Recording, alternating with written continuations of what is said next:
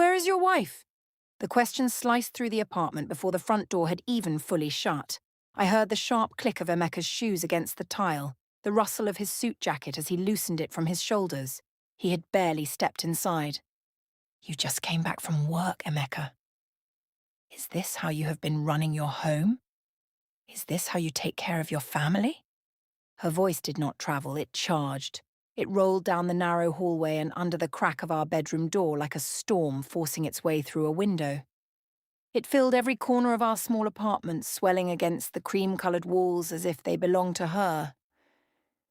Emeka had left the bedroom door slightly open after he kissed my forehead.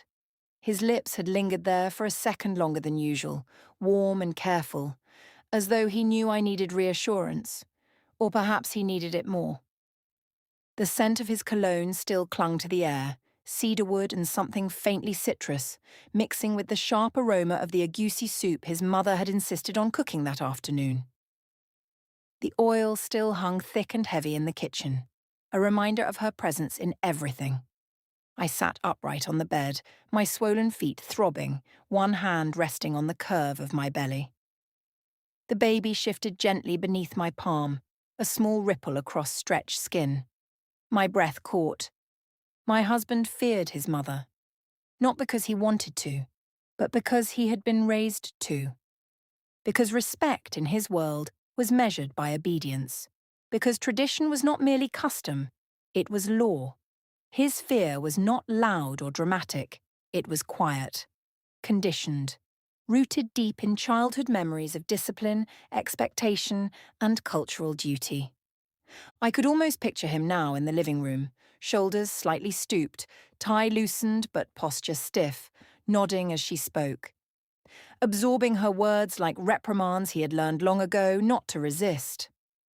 What unsettled me most was this. She had not come to fight. She had come, supposedly, to help me. In the final months of pregnancy, Emeka had insisted his mother should be with us. She will teach you, he said gently. She knows these things, how to nurse the baby, how to bathe a newborn, how to be strong after delivery.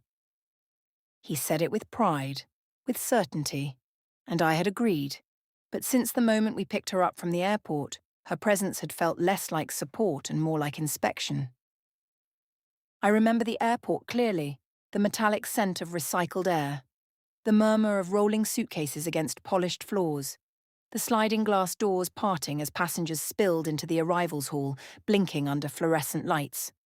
And then she appeared, wrapped in bright Ankara fabric, gold and emerald patterns that caught the light. She walked through customs with the confidence of someone stepping onto a stage. The moment she saw Emeka, she broke into dance. Right there!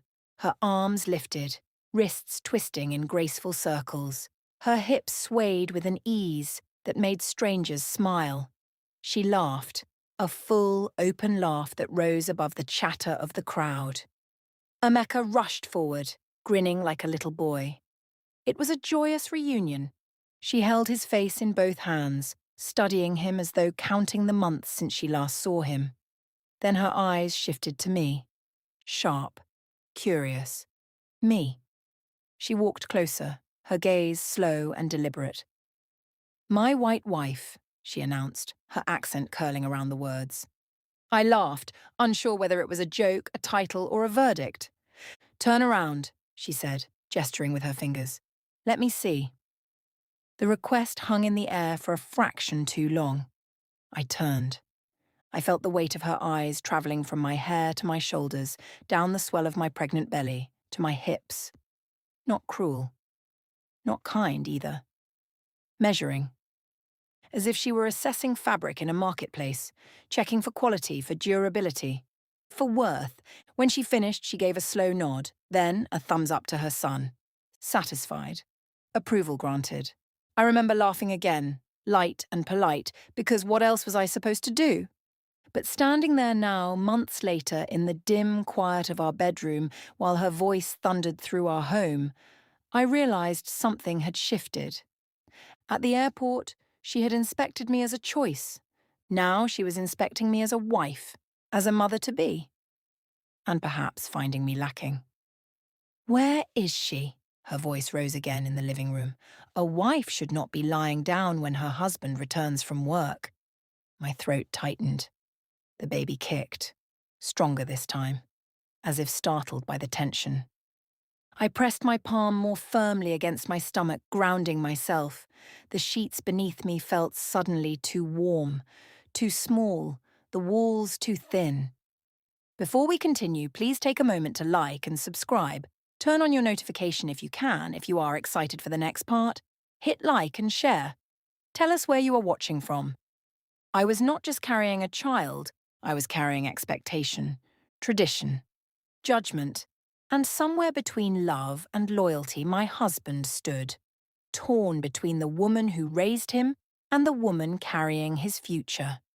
The apartment felt smaller than ever, and for the first time since she arrived I wondered, had she come to teach me how to mother?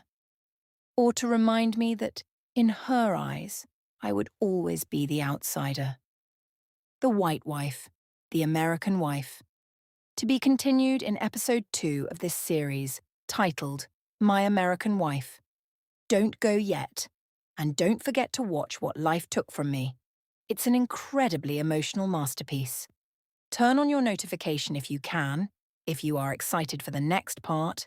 Hit like and share. Tell us where you are watching from.